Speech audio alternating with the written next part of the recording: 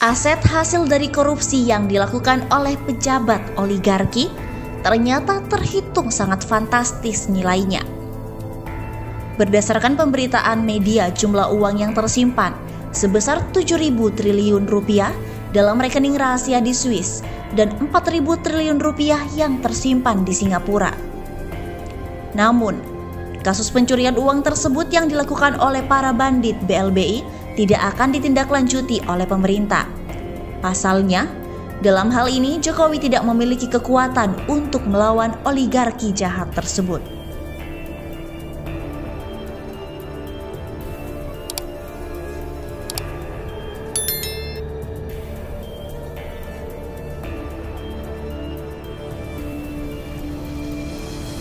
Di situ dihitung ada 11.000 triliun yang disimpan di luar. Di kantong saya beda lagi, lebih banyak. Karena memang sumbernya berbeda. Sumbernya sumber internasional semuanya, tapi berbeda. Tidak apa-apa.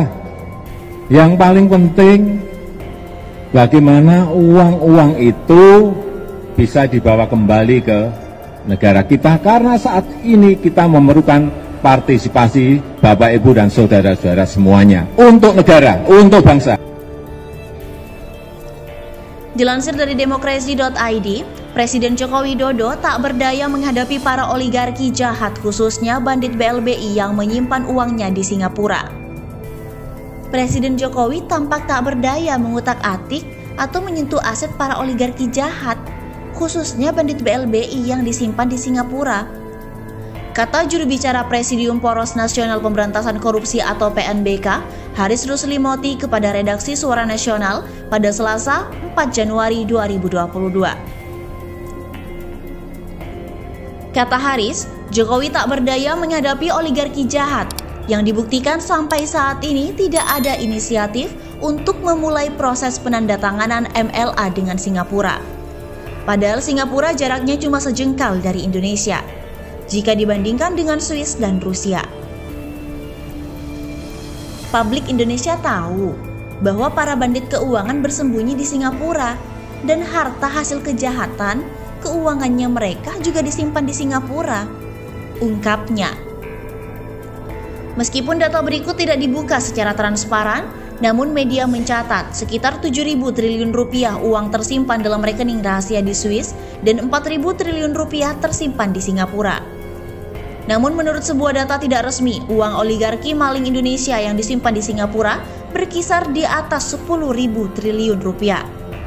Uang tersebut adalah hasil kejahatan keuangan di Indonesia, terutama hasil pencurian SDA dan hasil korupsi BLBI. Kata Haris, pemerintah telah membuat wadah untuk penyitaan aset piutang pemerintah di para obligor kakap BLBI yang diketahui Mahfud MD. Namun cara perdata ini tampaknya tidak akan membawa hasil. Selain itu, cara perdata dan penuh kompromi ini malah berpotensi dijadikan alat untuk memeras obligor BLBI untuk kepentingan oligarki penguasa sekarang. Lagi pula, para obligor BLBI banyak yang melarikan diri ke Singapura dan ada juga yang bersembunyi di dalam negeri, sehingga lembaga yang dibuat Presiden Jokowi untuk menagih utang BLBI pasti gagal, ungkapnya. Oleh karena itu, jika pemerintahan Jokowi konsisten, maka seharusnya menandatangani MLA dengan Singapura, tetap memakai mekanisme MLA, melakukan pemidanaan terhadap pelaku kejahatan keuangan, menyita aset mereka secara keseluruhan dan menghukum mati bagi para bandit keuangan yang tetap berusaha melawan negara. MLA adalah mekanisme yang telah diakui secara internasional sehingga tidak ada satupun negara yang dapat beternak uang kotor lagi, termasuk Singapura. Haris mengatakan tuntutan hukuman mati terhadap Heru Hidayat, tersangka kasus mega korupsi Asabri, adalah sebuah langkah hukum strategis untuk mencegah korupsi dan berbagai kejahatan keuangan hari ini dan masa depan. Dalam konteks tersebut, kami desak pemerintahan Jokowi segera membuat pengadilan ad hoc untuk mengadili secara cepat pelaku kejahatan keuangan di masa lalu, masa kini, dan masa akan datang. sehingga bisa melakukan penyitaan aset secara cepat sejalan dengan gerakan internasional dalam pembersihan rezim uang kotor dan energi kotor. Pelaku kejahatan keuangan yang terjadi saat ini seperti perampokan dana publik, yakni Jiwasraya, Asabri, Jam Sostek, Jasindo, dan pelaku perampokan dana penanganan COVID-19 seperti PCR dan lain-lain, agar tuntutannya ditetapkan pada tingkat hukuman mati agar memiliki efek jera, karena sangat mencederai kemanusiaan, mengkhianati bangsa dan negara yang tengah didera krisis yang besar. Pungkasnya,